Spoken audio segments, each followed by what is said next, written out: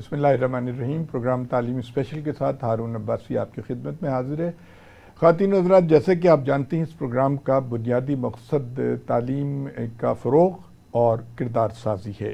آج جس شخصیت کو ہم نے یہاں دعوت دی ہے، آپ ہیں پروفیسر ڈاکٹر محمد طارق صاحب. آپ ایم یو کالج میں ایسوسیٹ پروفیسر ہیں. بہت شکریہ ڈاکٹر صاحب، آپ تشریف لائے. ڈاکٹر صاحب، ہم یہاں کوشش کرتے ہیں کہ بچوں کو ہم یہ بتائیں کہ جو تعلیم کے مراحل سے ایک آدمی گزرتا ہے، جن صعوبتوں سے اور تکلیفوں سے، اور پھر وہ ایک مقام پہ پہنچتا ہے، تو آپ ہمارے بچوں کو یہ بتائیے کہ آپ کا تعلیمی سلسلہ کیسے شروع ہوا، کہاں تک گیا؟ بہت شکریہ ہارون صاحب، آپ نے مجھے دعوت دی. میں آپ اصل میں ہم جب پڑھتے تھے تو میرا جو ابتدائی کیریئر ہے اسکولنگ، وہ ایک سرکاری اسکول تھا، گورنمنٹ پرائمری اسکول. اس میں پرائمری اور سرکاری اسکول الگ الگ ہوتے تھے، یعنی پرائمری ہائی اسکول علیحدہ ہوتا تھا. تو ہم ہارون صاحب اس اسکول میں جاتے تھے تو سب لوگ ٹاٹ پہ بیٹھ کے پڑھتے تھے. ٹھیک ہے. اور پرائمری 5ویں جماعت تک وہ اسکول ہوتا تھا. ٹھیک. اس میں مجھے ابھی تک یاد ہے، ایک محمد اکرم صاحب ہوتے تھے ٹیچر، ابراہیم صاحب ہوتے تھے، بڑے ڈیووٹیڈ، بہت ڈیووشن ان میں بہت زیادہ تھی. اور ہم سب لوگ گھروں سے کوئی نہ کوئی سامان لے کے جاتے، تختیاں لکھنی. اینڈ آخری جو ایک پیریڈ ہوتا تھا اس میں ہم پہاڑے یاد کرتے تھے. آج بچوں کو سنیں دیکھیں پہاڑے ہی نہیں یاد ہوتے، ٹیبلز نہیں. تو وہ بڑا خوبصورت اور سہانا دور تھا.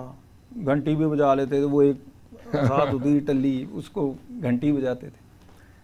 تو اس میں نے 5ویں کلاس تک وہاں تعلیم حاصل کی. کون سے؟ یہ گورنمنٹ پرائمری اسکول تھا سوڈیوال میں. اچھا، سوڈیوال. تو پھر میں شفٹ ہوا گورنمنٹ اسلامیہ ہائی اسکول، چوک یتیمخانہ میں ہے، ملتان روڈ پر. اب تو وہ بہت بڑا اسکول بن گیا. اور لیکن وہاں گراؤنڈ ختم ہو گیا. جب ہم 6ٹھی میں جاتے تھے تو آپ دیکھیے کہ 6ٹھی کلاس میں ہم نے انگریزی شروع کی. ٹھیک ہے.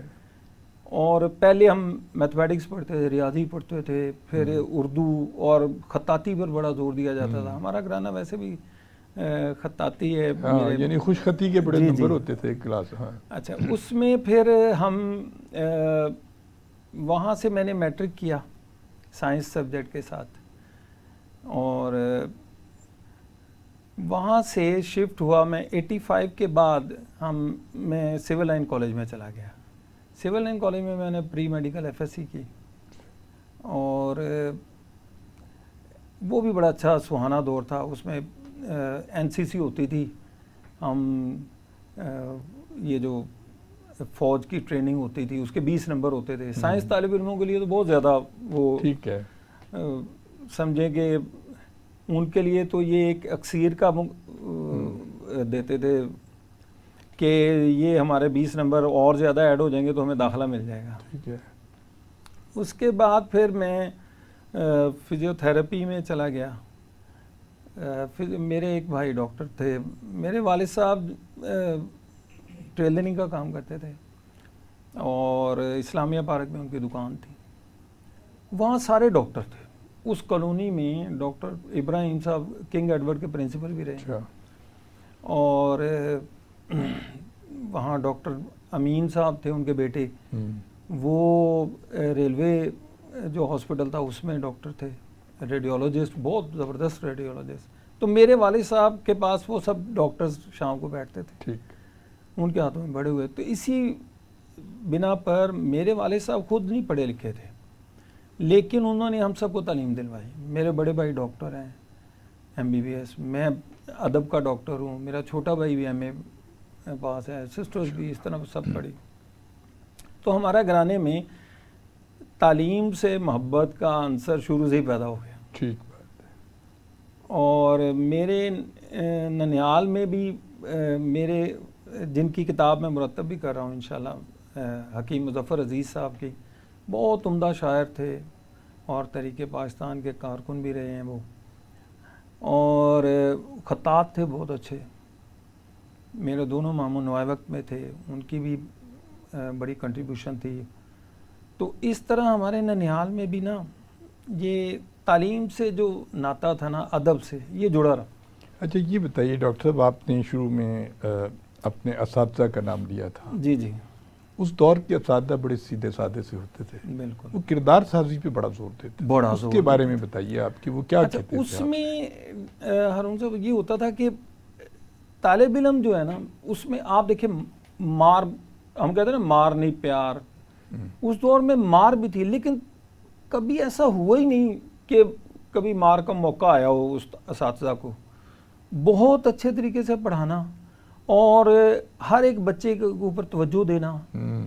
اچھا استاد بھی کبھی کبھی ہم کہتے ہیں نا ہم ٹاٹ پہ بیٹھتے تھے، ہم خود ہی ٹاٹ بچھاتے تھے، لمبے ٹاٹ ہوتے تھے، اس میں ایک دوسرے کے ساتھ بستہ رکھا ہوتا تھا، تو استاد بھی کبھی کبھی نیچے بیٹھ جاتے تھے اور بچوں کی کاپیاں ایسے چیک کرنی، تختیاں چیک کرنی بار بار، اور پھر ان کو ان چیزوں کے بارے میں بتانا، والدین کی عزت کرنا، بڑوں کا ادب کرنا. یہ مورل لیکچر ساتھ ساتھ چلتے رہتے تھے. تو انہی کی تربیت کا اثر ہے کہ ہم بھی آج کلاس میں بہت سے طلباء کو، یہ کبھی ہوا ہی نہیں، میری تو عادت ہے کہ مورلی جو بچہ سٹرونگ ہوتا ہے اس کو بہت ضرورت ہوتی ہے، آج کل کے دور میں تو بہت ضرورت ہے. جی بالکل. اور یہ اساتذہ کا رول ہے کہ وہ ڈاکٹر صاحب جیسے کہ آپ نے فرمایا کہ آپ ٹاٹ کے اسکول سے پڑھے، تو جب ہم تحریک پاکستان کا مطالعہ کرتے ہیں تو جتنے اس دور کے اکابرین تھے، جو لیڈرشپ تھی، 99.9% وہ لوگ تھے جو ٹاٹ کے اسکول، بالکل جو لالٹین میں بیٹھ کے پڑھے تھے، اسٹریٹ لائٹ میں پڑھے تھے، دیا جلا کے پڑھے تھے. انہوں نے اتنا بڑا ملک ہمیں آزادی دے دی. تو یہ تو ایک بڑے اس کی بات ہے کہ اس دور میں جس کی آپ بات کر رہے ہیں، آپ تو بہت بات کا دور ہے، لیکن اس میں طبقاتی فرق نہیں تھا، اس میں انسان کی قدر تھی اور وہی اس اساتذہ آپ کو سکھاتے تھے. اس کے بعد یہ مجھے بتائیے کہ جو کھیل کود وغیرہ ہیں، ڈیکلیمیشن کانٹیسٹ ہیں، مباحثے ہیں، اور اس کے بیت بازی کے مقابلے، یہ آپ کے اسکول میں ہوتے تھے؟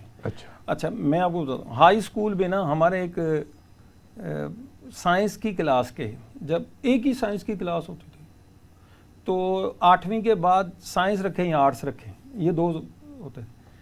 تو سائنس میں ہم گئے تو 185 اسٹوڈنٹس تھے. اچھا. ایک ہی سیکشن. واہ. اور اس کے نئے ٹیچر آئے تھے، نوجوان تھے اور ہم ان کی بڑی عزت کرتے ہیں.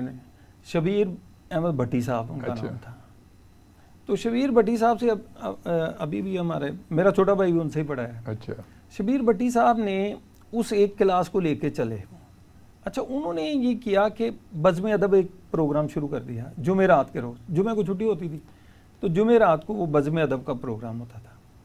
اچھا جمعرات کو جو بزم ادب کا پروگرام ہوتا تھا تو اس میں انہوں نے نا ایک خوبصورتی انہوں نے یہ کی، بڑی محنت، بہت محنتی تھے. 4 سبجیکٹ وہ ہمیں پڑھاتے تھے اور اس اسکول میں ہیڈ ماسٹر صاحب ہمیں انور کمال پاشا صاحب بہت گریٹ آدمی تھے.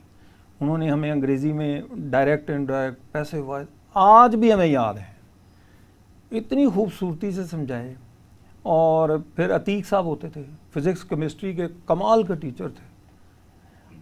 اور شبیر بھٹی صاحب نے جب یہ شروع کیا نا یہ بزم ادب، تو اس میں انہوں نے کہا جی رول نمبر وائز ہوں گے، یہ نہیں کہ کوئی طالب علم بار بار وہی ایک نعت پڑھ رہا ہے، مسلسل پڑھ رہا ہے.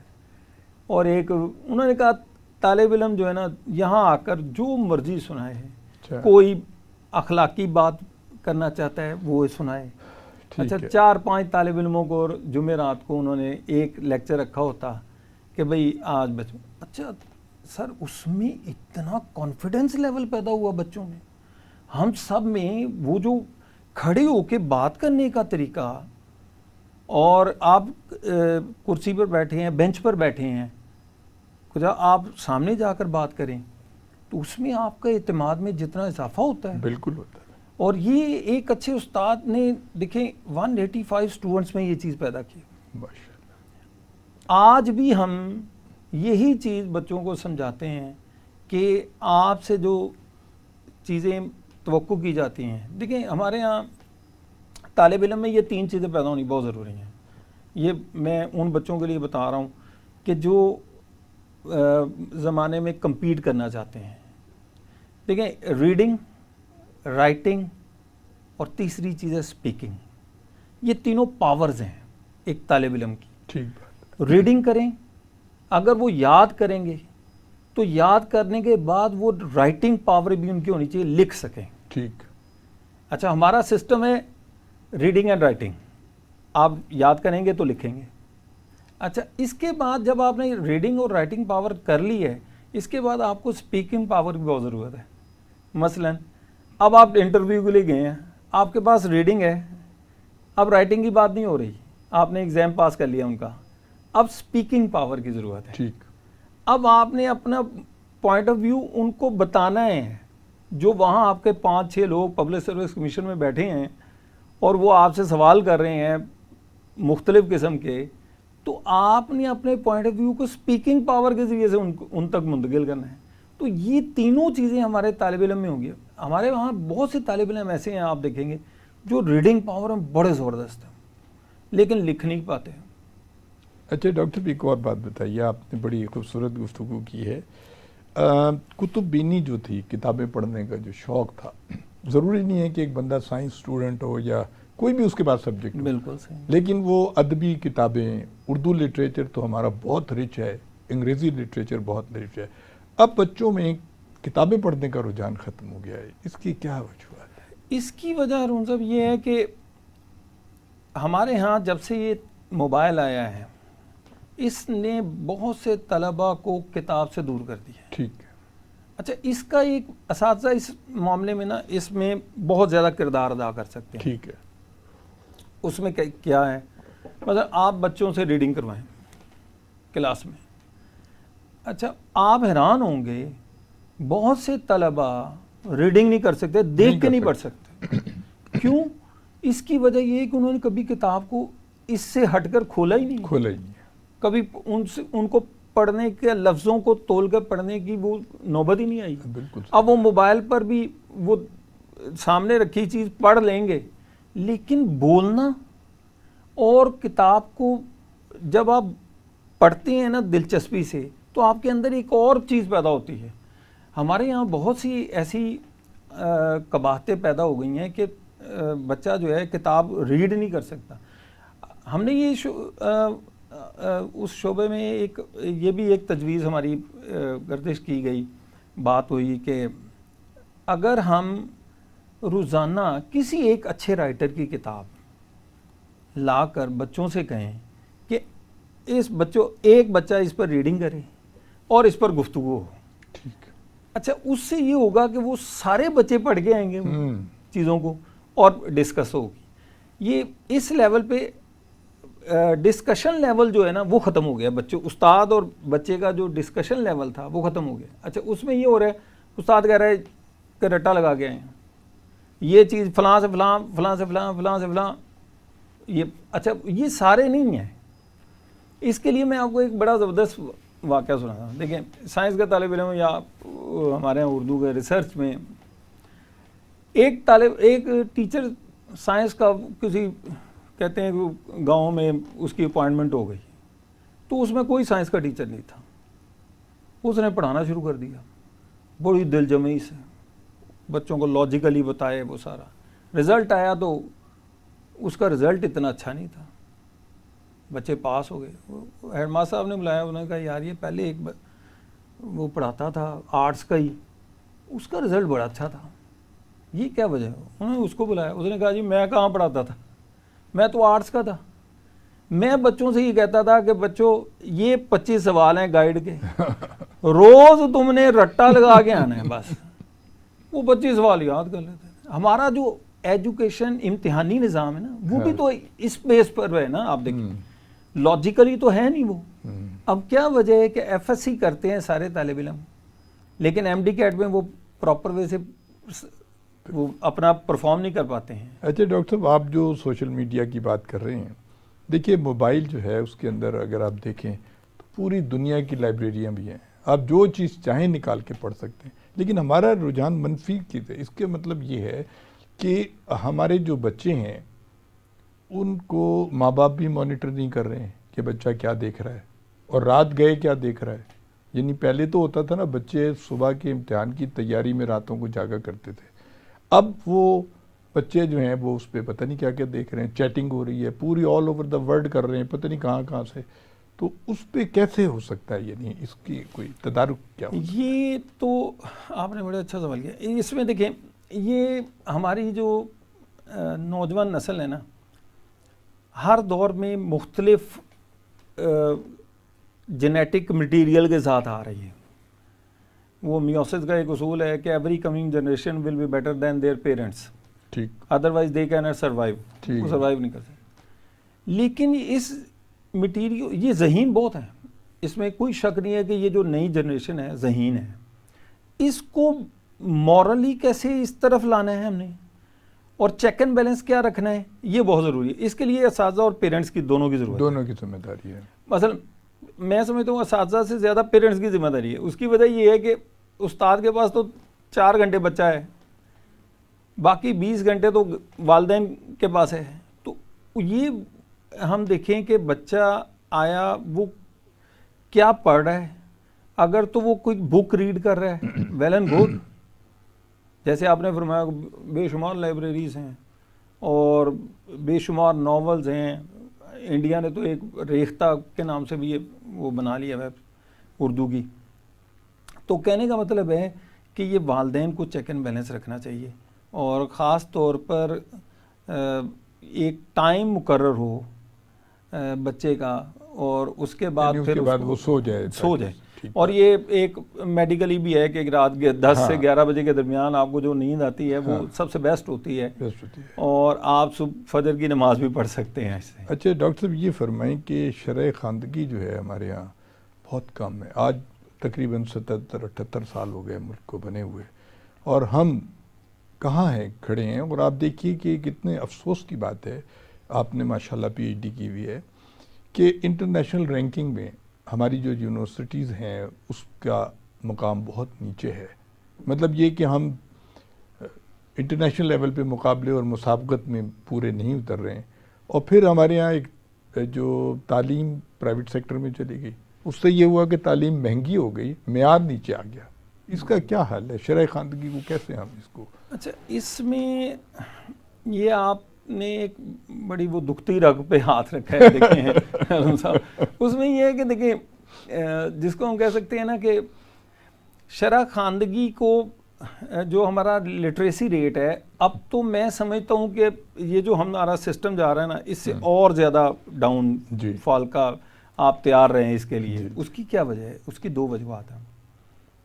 پہلی وجہ تو یہ ہے کہ ہم نے جو ہمارا جاب کرنے والا ایک طالب علم ہے جو میٹرک پاس ہے، اس نے کہیں جاب کر لی، اس کے گھریلو حالات ٹھیک نہیں ہیں، اس نے ایف اے کرنا ہے. اب اس کے لیے دروازے آپ نے بند کر دیے ہیں. جب آپ یونیورسٹی لیول پہ مجھے یاد ہے کہ ایف اے کرنے کے بعد وہ کہتا ہے جی میں نے جاب کر لی ہے، اب وہ کہہ رہا ہے میں بی اے کرنا چاہتا ہوں. کیسے کرے وہ؟ ہم نے اس کے لیے راستے بند کر دیے. ہم نے بی ایس پروگرام کو تمام یونیورسٹیوں میں لانچ کر دیا، کالجز میں لانچ کر دیا ہے. اب بی ایس پروگرام کا ایک یہ ہے کہ آپ جب داخلہ لیتے ہیں 2020 میں آپ نے داخلہ لیا، اب آپ نے 24 میں فارغ ہونا ہے. اب آپ دیکھیے کہ 2020 میں اگر آپ کے ہمارے پاس 50 سیٹیں ہیں، ہمارے پاس بچے آتے ہیں 25، یا لیٹ سپوز ہم کہتے ہیں 30 بچے آئے ہیں ایک ڈسپلن میں، لیٹ سپوز کسی بھی ڈسپلن میں، جابس 4 ہیں صرف. اچھا وہ 30 بھی سر دیکھیں 30 بھی 4 سال تک نہیں رہ پاتے ہیں. وہ اتنا وہ امبیرس ہو جاتے ہیں، کوئی سپلیاں آ جاتی ہیں، کوئی وہاں سے وہ واپس ہو جاتے ہیں. ایک ہمارے ہاں اردو کے طالب علم کو ہم اپنی بات کریں تو اردو کے طالب علم کو میتھمیٹکس پڑھنا پڑتا ہے. وہ میتھمیٹکس سے بچ کے آیا ہمارے پاس. اچھا وہ میتھمیٹکس پہلے 4 سیمسٹر میں میتھمیٹکس پڑھے گا، اسٹیٹ پڑھے گا، فلاسفی پڑھے گا، انگریزی پڑھے گا، اس کے بعد ادھر آئے گا. اچھا وہ اس کے لیے اتنے پرابلمز ہیں. اور اچھا پھر پرائیویٹ آپ نے تعلیم کو بند کر دیا، آپ بی اے اور ایم اے کو بند کر دیا آپ نے ایک قسم کا. اچھا اس میں آپ کے پاس اگر بی ایس پروگرام میں ایک سیٹ بھی بچ جاتی ہے تو وہ تھرو آؤٹ 4 سال وہ بچی رہے گی.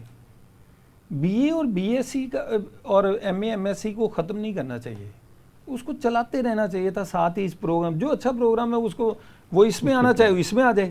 آپ کا لٹریسی ریٹ اس سے بڑا ہائی رہتا ہے کہ آپ کا جو ان جاب ملازمت پیشہ جو ہے اس کے پاس بعد میں کرنے کے لیے کوئی نہ کوئی ایکٹیویٹی ہوتی ہے اور وہ کتاب سے جڑا رہتا ہے. جی ٹھیک ہے. خواتین حضرات، آپ ڈاکٹر محمد طارق صاحب کی گفتگو سن رہے ہیں. آپ ایسوسیٹ پروفیسر ہیں. ایک وقفے کے بعد دوبارہ حاضر ہوتے ہیں. جی خواتین حضرات، آپ گفتگو سن رہے ہیں پروفیسر ڈاکٹر محمد طارق صاحب کی. آپ ایسوسیٹ پروفیسر ہیں میو کالج لاہور میں. ڈاکٹر صاحب یہ بتائیے کہ آج کل ہمارے طلباء میں ایک بڑے نفسیاتی دباؤ کا شکار ہیں. ان میں بڑا کنفیوژن ہے اور مایوسیاں ہیں، اس میں لال ہے، مطلب عجیب و غریب صورتحال. اس کی کیا وجوہات ہیں اور اس پہ کیسے ہم قابو پا سکتے ہیں؟ اچھا، یہ آپ کی بڑی ایک، میں سمجھتا ہوں یہ آپ نے بڑا اچھا ایک پوائنٹ اٹھایا ہے. آج کا جو طالب علم ہے نا، اس کے پاس ہم نے ایک ہوپ جو اس میں ہوتی ہے نا وہ ختم کر دی ہے. اچھا، ہوپ کیسے ختم ہوئی ہے؟ اس کی دو وجوہات ہیں. پہلی وجہ تو یہ ہے کہ آپ آج کے طالب علم کو جب وہ داخلہ لیتا ہے تو اس کے سامنے یہ ہونا چاہیے کہ میں نے جو ہی داخلہ اپنا یہ ٹینیور مکمل کرنا ہے، بی ایس پروگرام ہے، تو میرے پاس کوئی نہ کوئی ایک سٹیبل پوائنٹ ہوگا جہاں میں جا کر سٹے کروں گا اور پھر میں ہائر اسٹڈی کے لیے جاؤں گا. پہلے آپ نے دیکھا تھا گریجویٹ بچہ 14 جماعتیں پاس ہے، گریجویٹ ہو گیا جی. اس کے بعد پتہ ہے کہ بچہ 16 جماعتیں پاس ہو گیا جی، وہ جاب پہ لگ کے پھر 16ویں جماعت کا امتحان دیتا ہے. اچھا، آج کا طالب علم کیا کر رہا ہے؟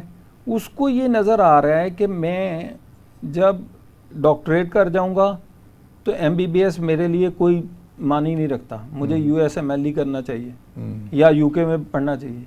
ہم نے اپنے طالب علم کو، ہم نے اپنی نوجوان نسل کو، اس بچے کو ایک ہوپ دینی ہے کہ نہیں بھائی، آپ کے لیے ہمارے پاس ایک باقاعدہ جاب کا پلان ہے. ہمیں اتنے بچے ہمارے پاس، آپ دیکھیے میرا خیال ہے کہ اردو میں کتنے بچے چاہیے آپ کو نفسیات میں کتنے بچے چاہیے، ڈاکٹر کتنے چاہیے، انجینئر کتنے چاہیے، ایجوکیشنسٹ کتنے چاہیے. کوئی آپ کو کوئی ادارہ نہیں نظر آ رہا کہ جس میں وہ ان کے پاس ایک پلاننگ ہو، ڈیٹا ہو. کوئی نہیں ہے.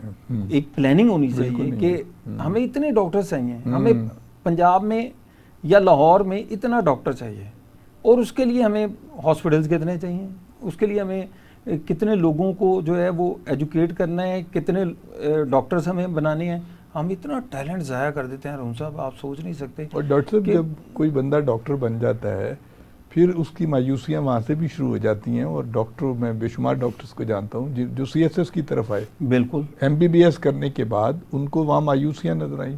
کسی تحصیل میں چھوٹی جگہ انہیں اٹھا کے پھینک دیتے ہیں، نہ ان کے رہنے کا بندوبست، نہ کھانے کا بندوبست، 24 گھنٹے کی ڈیوٹی. بالکل وہ اور ان سے اتنی ورکنگ آورز اتنے ہیں کہ ہم ان کو انسان نہیں سمجھ رہے ہیں. بالکل بھائی وہ بھی انسان ہیں، اگر وہ فریش نہیں ہوں گے تو وہ اپنی ڈیوٹی کیسے سر انجام دیں گے؟ ہم 18 20 گھنٹے ان کے ہاؤس جاب لے رہے ہیں. وہ بھائی ان کو ہم ان کے ورکنگ آورز کم کریں. آپ دیکھیں رزلٹ دیکھیں، آپ اتنے ڈاکٹر زیادہ لیں. ایک گارڈ ہے، اس کو ہم باہر کی دنیا میں یہی لوگ جا رہے ہیں 2 گھنٹے کام کر رہے ہیں کہ 6 سے 8 8 سے 10 10 سے 12 میں اتنے گھنٹے کے لیے جناب اویلیبل ہوں، مجھے اتنے گھنٹے کی پیمنٹ دے دیں بس. اچھا، وہ لوگ، میں آپ کو صحیح بتاؤں کہ کسی بھی ڈپارٹمنٹل سٹور پہ باہر، میرا اپنا بانجا باہر ہے، تو وہ ڈپارٹمنٹل سٹور پہ آپ کو اگر 8 گھنٹے ڈیوٹی کرنی ہے، وہ 2 بندے ہائر کریں گے، کہیں گے 4 گھنٹے کے لیے ہمیں دے دیں، یہ گارڈ چاہیے. اچھا، وہ فریش ہوں گے. ہمارے یہاں ہم کہتے ہیں جی کہ 8 سے 12 گھنٹے گارڈ کھڑا رہے اور وہ اتنی فریش ہو جتنا کہ وہ پہلے گھنٹے میں ہے، وہ آخری گھنٹے میں اس طرح ہی ہو. تو یہ ناممکن ہے. اچھا، فیسلٹیز جتنی بھی ہیں، آپ سہولتیں ہم کیا دے رہے ہیں اپنے نوجوانوں کو؟ تو یہ بڑے مسائل ہیں ان کے، فائنینشلی بھی بیچارہ مالی طور پر. ہم دیکھیے، آپ اور ہم جس ایرا سے گزرے ہیں، ہمارے سامنے ایک ہوپ ہوتی تھی، امید ہوتی تھی کہ ہم نے اپنی اسٹڈی کے بعد کوئی نہ کوئی جاب ہمارے لیے موجود ہوگی اور ہم کمپیٹ کریں گے. ہم کمپیٹ کر کے آئے ہیں، ہم کمپیٹ کریں گے. اور پبلک سروس کمیشن ادارہ ایک ایسا ادارہ ہے جس میں لوگ جو ہیں اپنی ایجوکیشن ڈگریاں لے کر جاتے ہیں. اب ہمارا مسئلہ یہ آ رہا ہے کہ ہمارے ہاں طالب علم پڑھ بھی رہا ہے اور وہ سوچ رہا ہے کہ میرے لیے آگے کچھ نہیں ہے. یہ ایک مایوس کن صورتحال جو طالب علم میں پیدا ہو جائے. ہم سے اکثر بچے سوال کرتے ہیں کہ سر ہم جب ڈگری کر لیں گے پھر کیا کریں گے. تو اب یہ ہمارے لیے بھی بڑا مسئلہ ہو جاتا ہے کہ ہم ان کو کیا ہوپ دلائیں. لیکن ڈاکٹر صاحب حل کیا ہے؟ کون کرے گا؟ پرائیویٹ سیکٹر کرے گا؟ گورنمنٹ کرے گی؟ کون کرے گا اس کو حل؟ دیکھیں کون سر کرے گا؟ یہ سب سے زیادہ تو ہم کہہ سکتے ہیں کہ گورنمنٹ کے پاس اس کے وسائل ہوتے ہیں کیونکہ ان کی ایک رسپانسبلٹی ہوتی ہے کہ وہ اپنی نوجوان نسل کو بھٹکنے نہ دے. یہ جو ہم آج کل دیکھتے ہیں کہ ہمارے نوجوان جو ہے وہ بیزار ہے, اس میں اریٹیشن ہے, آپ دیکھیں ایک ریفلیکشن آ رہا ہے, غصہ ہے, اور وہ سوشل میڈیا پہ سارا غصہ نکال دیتا ہے. یہ ہم نے اس کو فری ہینڈ دے دیا ہے بھائی, اس کے پاس موبائل تو ہے. یہ بڑی میں باریک نقطے پر بات کرنے لگوں اب آپ سے کہ ہم نے اس کو موبائل دے دیا. ہر بچے کے پاس, چاہے وہ بے روزگار ہے, چاہے وہ کچھ نہیں کر رہا, پڑھ رہا ہے نہیں ہے, موبائل اس کے پاس موجود ہے, والدین نے دیا یا کہیں بھی اس نے ارینج کر لیا ہے. اچھا, وہ موبائل تو لے کے بیٹھا ہوا ہے, ہم نے اس کو انگیج کرنا ہے کہ وہ نوجوان جو بی اے پاس ہے, بی ایس کر چکا ہے, ہم نے اس کو کہیں نہ کہیں 20,000 30,000 کی نوکری گورنمنٹ نے اس کو انگیج کر لے.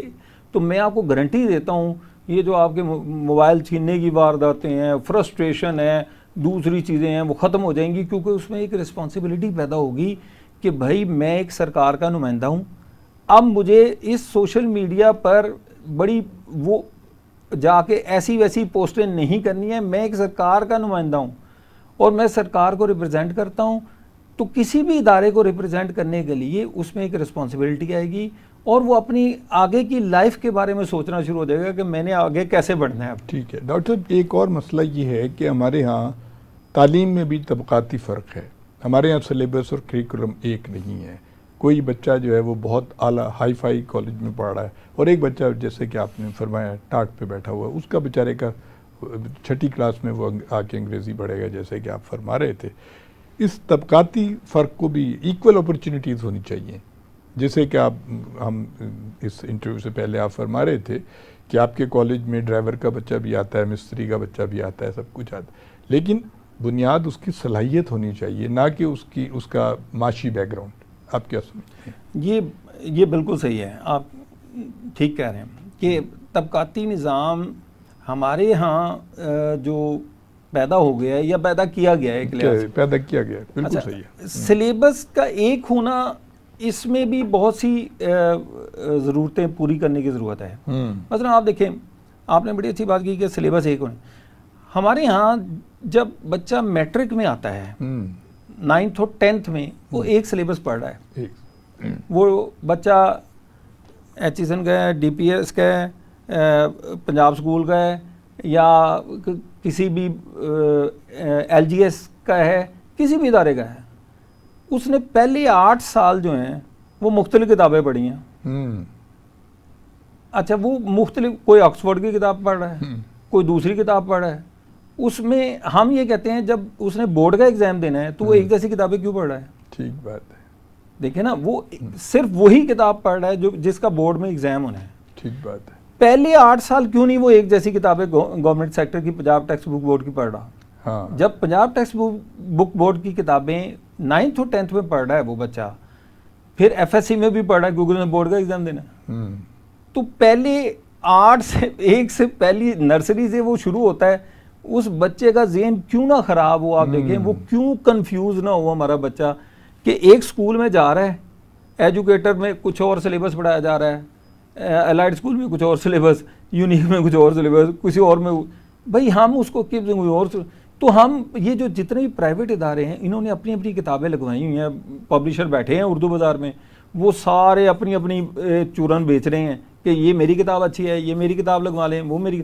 اچھا, جتنے بھی جو محلوں میں اسکول کھلے ہوئے ہیں انگلش میڈیم, آپ دیکھیں کوئی رائل گرامر, کوئی اچھا, ان میں بھی آپ دیکھیں کہ ہر کوئی اس کتاب سے پروفٹ کما رہا ہے. یوں اس کی وجہ یہ ہے کہ وہ کتاب اس کو سستی دیتا ہے پبلشر, اور وہ بچوں کو پڑھانے کے لیے. یہ بچے سارے اکٹھے ہو کر جب 9th میں جاتے ہیں ٹیکسٹ بک بورڈ کی کتاب پڑھے. اچھا, ایک اور بات بتائیے ڈاکٹر صاحب, بڑی اہم بات ہے کہ دنیا میں جتنی قوموں نے ترقی کی انہوں نے اپنی زبان کو فروغ دیا اور تعلیم کو اپنی زبان. اب چین کی ترقی دیکھ لیں، جاپان کی ترقی دیکھ لیں، فرانس، جرمنی، وہ فخر کرتے ہیں اپنی زبان کے اوپر. آپ کا کیونکہ تعلق اردو لٹریچر سے ہے، آپ ماشاءاللہ پی ایچ ڈی کی بھی آپ نے.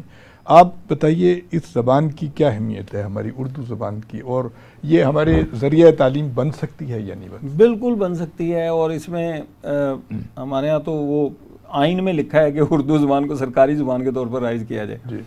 اچھا، اس میں دیکھیں آپ کہ سارے ممالک جتنے بھی ہیں وہ اپنی اپنی زبان کے لحاظ سے آگے بڑھے ہیں. جرمن ہے، کہیں بھی رشین ہے، سب لوگ اپنی زبان کے لحاظ سے آگے. جاپنیز میں وہ انگریزی نہیں سیکھتے، وہ اپنی زبان کے لحاظ سے آگے بڑھے ہیں. انہوں نے پوری دنیا کے دیکھیں آپ اقتصادی لحاظ سے پوری دنیا کو میڈ ان جاپان کے پیچھے لگا دیا. لیکن آپ اپنی پروڈکٹ لیں تو وہ جاپانی لینگویج ہوگی، آپ کو سمجھ آئے یا نہ آئے. لیکن یہ ہے کہ وہ اعتماد ان کا اتنا ہے، ٹرسٹ اتنا کر دیا انہوں نے کہ وہ چیز کبھی خراب نہیں ہو سکتی. آپ کو یاد ہوگا کہ ہمارے دور میں وہ آتے ہوتے تھے ٹیلی ویژن کہ یہ میڈ ان جاپان ہے تو اس کی کوئی گارنٹی نہیں، ڈبے میں سے جو نکلے گا وہ آپ کا ہے. تو ہم کہتے تھے نہیں، یہی چاہیے ہمیں، کیونکہ جو ڈبے میں سے نکلنا یہ خراب نہیں ہونا. تو سر یہ ہے اعتماد.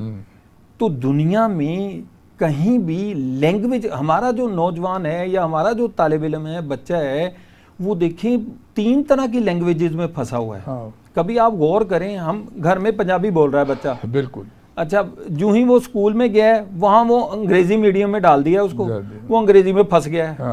کبھی وہ باہر نکلتا ہے، کوئی اردو بول رہا ہے، کوئی پنجابی بول رہا ہے، تو وہ 3 طرح کی زبانوں میں پھنس گیا گئیں.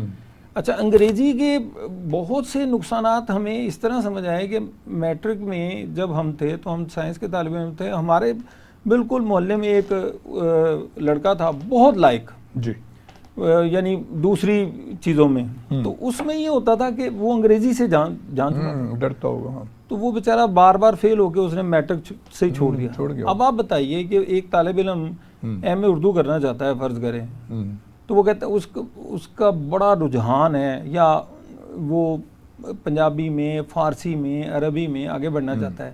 ہم اسے کہہ رہے ہیں نہیں، پہلے تو انگریزی پڑھ کے آئے گا پھر آئے گا. وہ بیچارہ وہیں پہ چھوڑ چھاڑ کے نکل جاتا ہے کہ یہ تو مجھ سے نہیں ہونے والا.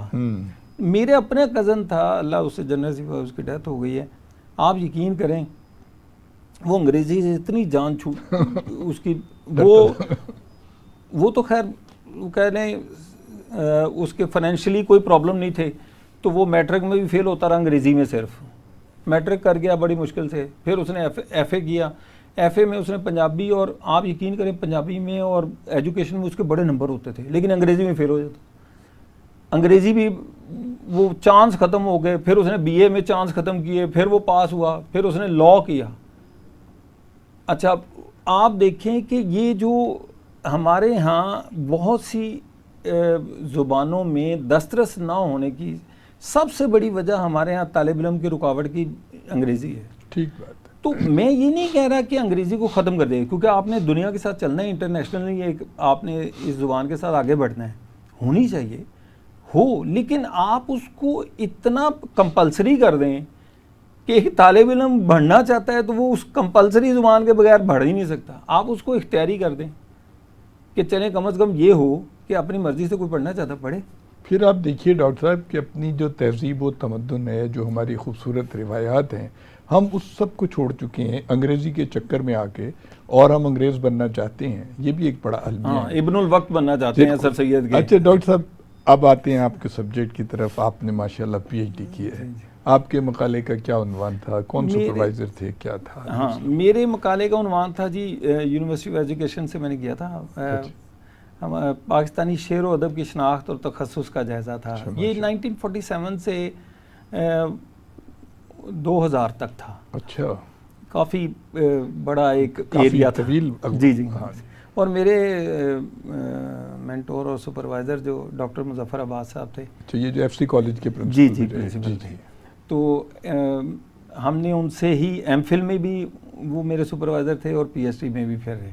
اور پی ایچ ڈی میں جب میرے سپروائزر اس طرح تھے کہ جب ہمارا ایک مسئلہ اس کے تھیسس کے حوالے سے یونیورسٹی کے وی سی صاحب کے ساتھ چلا تو انہوں نے پوری سپورٹ کی ہمیں کہ نہیں بھی ایسا نہیں ہو سکتا، یہ ان لوگوں نے محنت کی ہے، اور یہ 500-550 صفحات کا تھیسس ہے جی. اچھا. اور اس میں نثر بھی اور شاعری بھی ہم نے کور کی. نثر میں ناول، افسانہ، سفر نامہ، انشائیہ، یہ سارا کور کیا، اور شاعری میں نظم، غزل. اچھا، اس میں پاکستانی ادب کے حوالے سے بڑی خوبصورت ایک بحث ہے، مباحث، جو پہلا چیپٹر ہم نے بنایا، اور وہ اس کے آرٹیکل چھپ چکے ہیں بازیافت میں. یہ اورینٹل کالج کا ایک پرچہ تھا. اس میں بہت زبردست قسم کی گفتگو ہم نے کی کہ پاکستانی ادب کی ضرورت کیوں محسوس ہوتی ہے. تو اس میں یہ ہے کہ جب ہم 47 سے پہلے، تو کچھ لوگ کہتے ہیں ادب کی کوئی سرحد نہیں ہے، بالکل صحیح ہے، ادب کی سرحد نہیں ہے، لیکن زمینی حقائق یہ ہیں کہ جب آپ ایک الگ سے وطن حاصل کریں، یہ 1965 میں ہمیں اندازہ ہوا کہ یہ بہت ضروری ہے.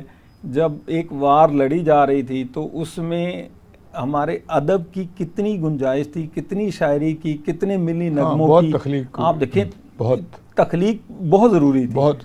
تو یہ پاکستانی ادب کی یہ ضرورت آج بھی ہے، کیونکہ جب آپ ایک ملک حاصل کر لیتے ہیں، آزاد ملک، تو وہاں کا ادب، اس کی روایات، جیسے ابھی آپ نے کہا کہ روایات کے مطابق، اس کے زمین کے مطابق، زمین سے محبت کے لیے، یہ سب چیزیں لکھی جانا بہت ضروری ہیں. اچھا، نہیں ڈاکٹر صاحب، مجھے یہ بتائیے کہ 47 سے لے کے 2000 تک جو آپ نے کیا، تو اس میں جو بر صغیر کے جو شعراء اور جو سارے لوگ ادبی شخصیت، ان کو آپ نے یعنی انڈیا والوں کو نکال کے صرف پاکستان کو؟ یہ سر، جب ہم تجزیہ کرتے ہیں نا، ہاں، تو ہر چیز کا پس منظر بیان کرتے ہیں. ٹھیک. کیونکہ اس کو ہم کہتے ہیں لٹریچر ریویو. ٹھیک ہے. جب آپ لٹریچر ریویو کرتے ہیں نا، تو لٹریچر ریویو میں یہ ہوتا ہے کہ آپ پہلے کیا تھا اور آگے کیا ہوگا. یہ ایسے ہی ہے جیسے آپ فیوچر کی طرف تو تب دیکھیں گے جب ماضی ٹھیک ہے کے ساتھ جڑے رہیں گے. ٹھیک ہے. وہ کہتے ہیں نا، ایک جملہ بڑا عمدہ ہے کہ ماضی کے آئینے میں حال میں رہتے ہوئے مستقبل کے فیصلے کرنے چاہیے. اچھی بات ہے کہ ماضی کو نہیں چھوڑ سکتے. ہاں، نہیں چھوڑ سکتے. اس لیے ہم لٹریچر ریویو کرتے ہیں کہ ناول شروع کہاں سے ہوا.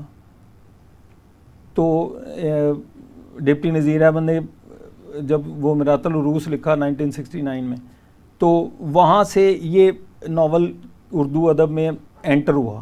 تو اب ہم نے 50 سے بعد میں، اگر 47 کے بعد سے لکھنا ہے پاکستانی ناول کا، تو ہم نے وہ پہلے ریویو کرنا ہی کرنا ہے اس کا. ٹھیک بات. تو اسی طرح پھر آپ افسانے میں، سفر نامے میں، انشائیہ میں یہ چیزیں لے کے آتے ہیں.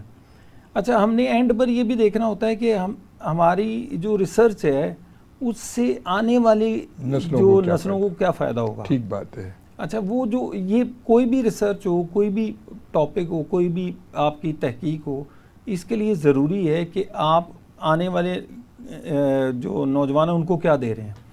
دیکھیں سر ہارون صاحب، کوئی بھی ریسرچ ہے، کوئی بھی تحقیق ہے، تخلیق ہے، میں یہ سمجھتا ہوں کہ اس کا کوئی نہ کوئی فائدہ ضرور ہوتا ہے. ڈیفینیٹلی ہوتا ہے. کیونکہ اس میں ہم نے اگر 2000 تک چھوڑا ہے، تو جو نئی ریسرچ کرنے والا ہے وہ 2000 تک اس کو فالو کرے گا، اس کو دیکھے گا اور پھر آگے چلے گا. یا اگر اس میں کوئی ایسا پہلو رہ گیا ہے، جی اس میں یقیناً کوئی ایک ایسا ضرور ہوگا. بالکل ہوتا ہے. میں ڈاکٹر صاحب معذرت چاہتا ہوں کہ ہمارا کیونکہ وقت ختم ہو رہا ہے.